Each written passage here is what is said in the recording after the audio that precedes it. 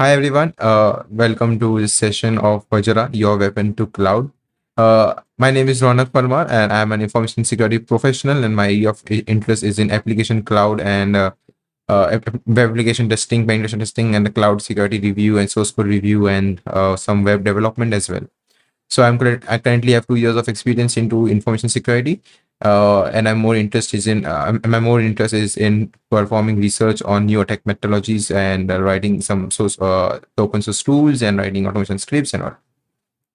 So what is Vajra? So Vajra is a framework which contains a lot of enumeration and attacking techniques of the different cloud providers. Currently, it only supports Azure and AWS, but GCP is going to be added as well in future. So name Vajra comes from the Lord Indra's weapon name, like his weapon name was Vajra. Since Lord Indra is the god of thunder and storm, so it's kind of correlated how this name came from. So your weapon with different blades. So Azure has attacking and enumeration module. In attacking, we have different modules like phishing, spraying, and brute force. In enumeration, we have modules like valid usernames, where you can enumerate all the valid usernames, subdomain, which is your assets, the victims Azure assets, the Azure AD environment, and the Azure ARM, the Azure resource management. The second is for AWS, we have enum sorry. So for AWS, we have enumeration skill modules for IAM enumerations and S3 scanner and a misconfiguration review as well. So in this module, you can perform misconfiguration review of your AWS account. So the Azure portal looks something like this, where you can see we have stolen data. So in this week, you can get all your stolen files from the victims, like OneDrive, OneNote, on Outlook as well. In the hacking model, we have different types of techniques like, as I previously talked in the blades, which were phishing, spraying, and brute force, and that's the we'll see in the demonstration. So the AWS portal looks like this. The attacking part is something in progress. We have enumeration for the IAM enumeration. Some real life scenario where you can use this tool. So let's say you have some list of random username and you just need to validate if these users are valid or not. So you can use the valid user module to list out all the valid usernames. Next, let's say you have a compromised an account and you are into one of the tenant of the victim, so you can register you can create an app registration and you can use it and you can perform an OAuth abuse by creating an attack, let's say illicit consent grant attack, which is a phishing attack to all of your victims into that tenant and grant this access token from that. Next is spray attack, which is password spray. Once you have the list of all the valid usernames, or once you're into the tenant and you can list all the usernames, you can perform a password spray attack. And third is brute force. The brute force for the domains, for the subdomains, for the storage accounts, or for the brute forcing for the usernames. I mean, password spray as well. But rather than providing one password, you can provide multiple password. And some more enumeration. Let's say once you have the access of the subscription or you have the access to AD, so you can run an Azure AD enumeration module. So you can likely list out that which user has which permission on which group, or which role assignment has been assigned to that user, or of which member that user is, and which what custom policies have been created and all those things. So let's see in action how does it looks like.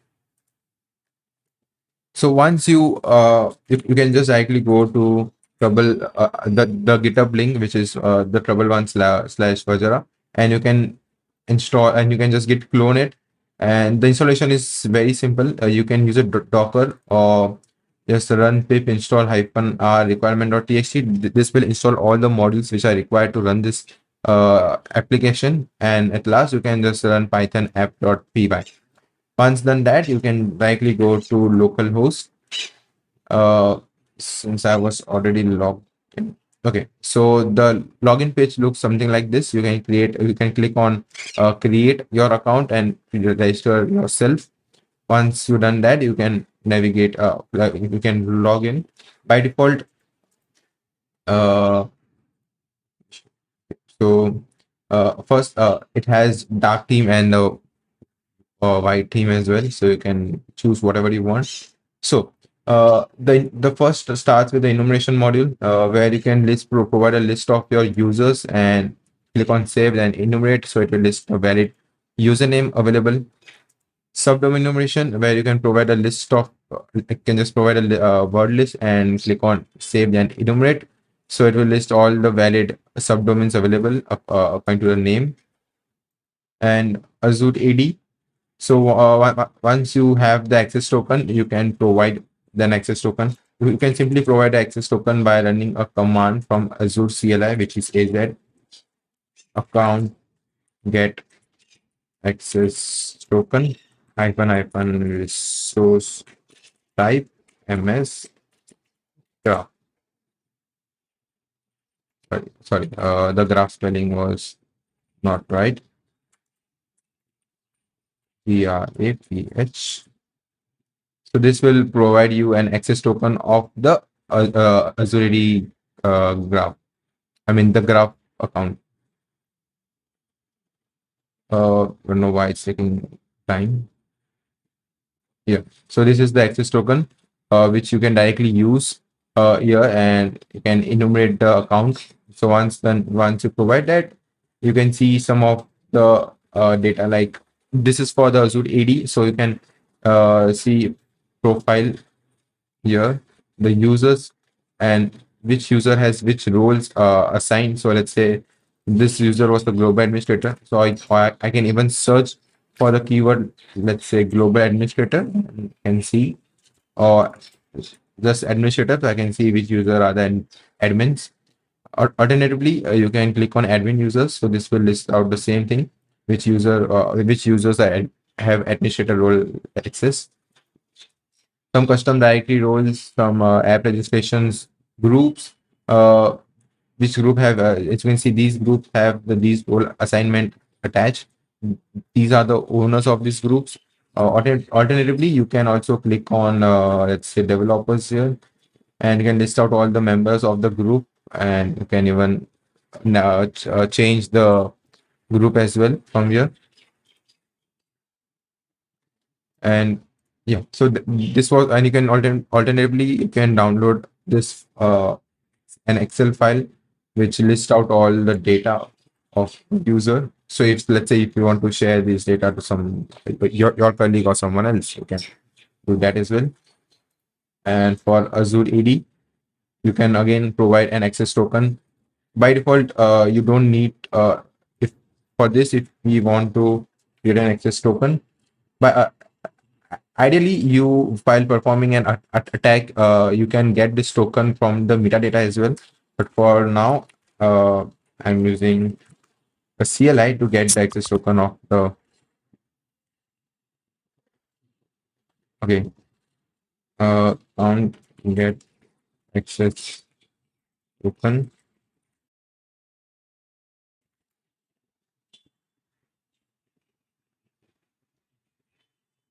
And by default, it will give you an access token of a management API as well. So yeah, it takes a bit time. And yeah, so this is the access token of the management API. So you can use this API, use this access token here.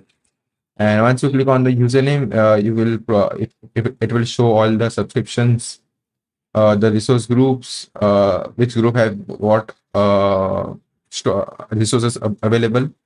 In alternate way, you can also click on all user or all resources. So this will provide all the resources available in the victim subscription. So this was all about the enumeration. When we come to hacking part, we have phishing module. So once you create an app registration, you for that you can navigate to the wiki, go to documentation, and all the steps for creating the app registration has been shown here. Since this talk needs to be completed in 20 minutes, I won't be able to demonstrate it right now. So you just need to navigate, go through with this documentations, what kind of permissions need to be added, and you can accordingly you can do that. So once you provide all those details, you can navigate to your phishing page, which is this. And once you click on submit, you will get a phishing URL which can be used to phish any user. For that, I've also created a phishing page and just a demo. And you can like click on any link. So this will ask you to ask some permissions. Since I've already given my permissions, it's not asking again. So yeah, as you can see, the files are being retrieving. So once you are done with that, you can navigate to victim, and you can see we have a fished victim. You can re-steal the victim again. Since we are using a refresh token, we will be able to steal the data again and again using the access tokens for minimum 90 days or more than maximum 1 year or so. I think there's no limit as well when you have a refresh token. And you can also click on get token. So this provide you an access token. Let's say if you have your custom API permissions or some additional permissions, and the tool doesn't have the capability to run those to use those permissions to grant the data, you can use this access token and execute your own API calls. If you go to more victims, you will see list of all the victims of the fished user account, like the list of users in the victims tenant. So you can just list in that way as well. So these are some of the files that we have stolen. Let's say if we go to Outlook, and so you can see all the mails available. You can just search with the keyword. Since pass was not available, data was not also there. So yeah, so these keywords were not there. That's why it was not showing. Yeah, a keyword was there. So yeah, you can even compose a mail, or you can even write an Outlook rule for the victim. And these are OneDrive files. You can delete these files, or you can replace the file. If you replace the file, this will be get synced with the victim's OneDrive as well. So yeah, so this was all about the phishing thing. If we go to password spray, so the password spray attack will be done on the users that we have stored, that we have granted while performing a phishing attack. And if you want to provide your own usernames, own email IDs, you can upload a file as well. And you can upload a file as well, and click on spray on added victim list. So this will only perform a password spray attack on that victims, on the added victims only. For the brute force is kind of bit similar. Rather than providing one password, you are going to provide multiple passwords. It's recommended that you use less than 9 passwords, because at 10, Microsoft by default locks out the username. The account. So yeah, so that was all about the attacking and enumeration.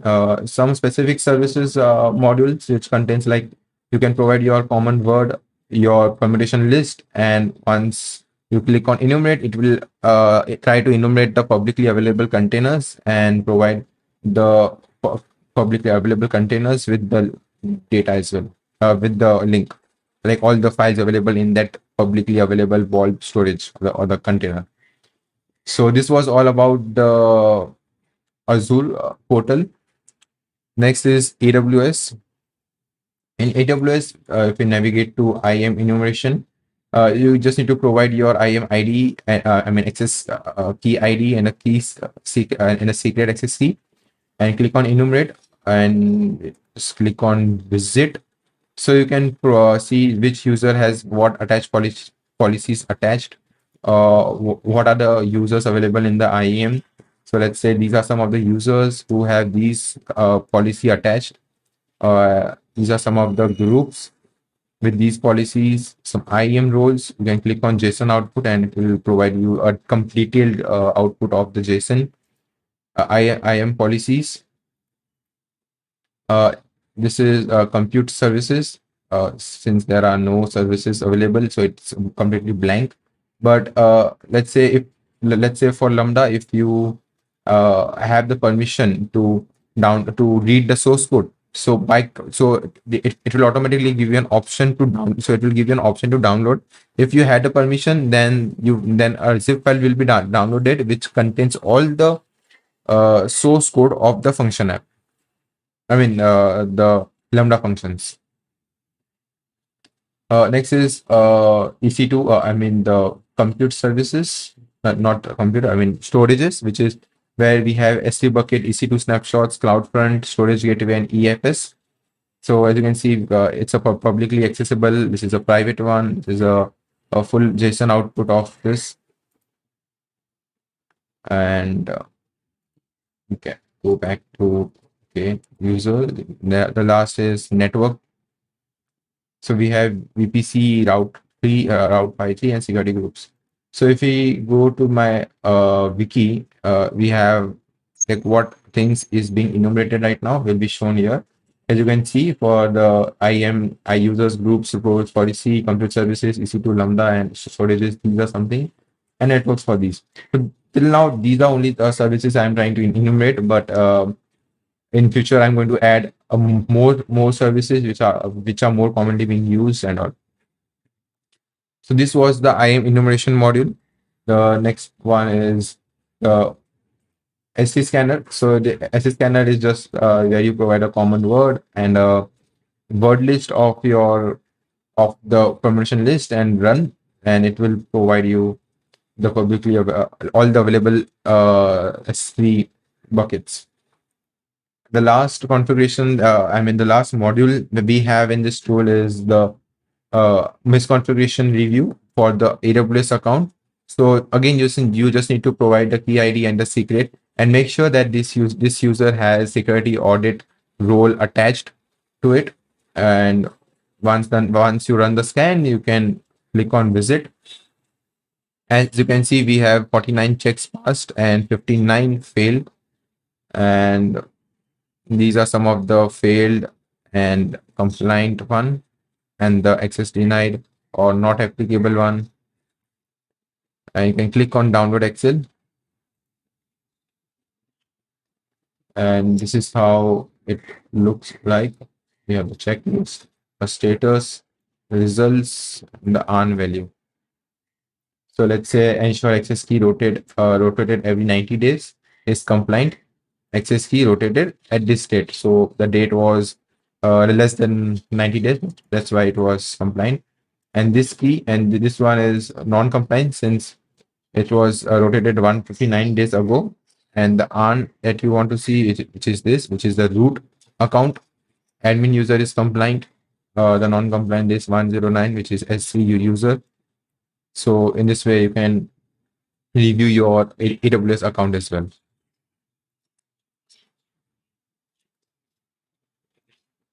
So yes, so this was all about the AWS and Azure. GCP is something which is also is under progress. So it will going to take a time to develop the techniques for the enumeration and attacking. Yeah, once you have done that, you can and also one thing in the configuration, I've created an option for allowed IP for phishing page. So all the IPs which is in this, I mean, the phishing page that you see this and can be modified by yourself as well. For this, you can create some IP restrictions. So only the allowed IP would be able to access your phishing page. So none other or like other organization would not be able to, or other people would not be able to access that phishing page. So yeah, so this was all about the tool Vajra, your weapon to cloud, and we come to 20 minutes of session is completed. Like we come to an end of this talk, and sorry I was not able to demonstrate all the techniques since the time allocated to me was just 20 minutes, and it was not possible for me to show and demonstrate live in action for you. So if you have any comments, reviews, advice to me, please do let me know. And thank you.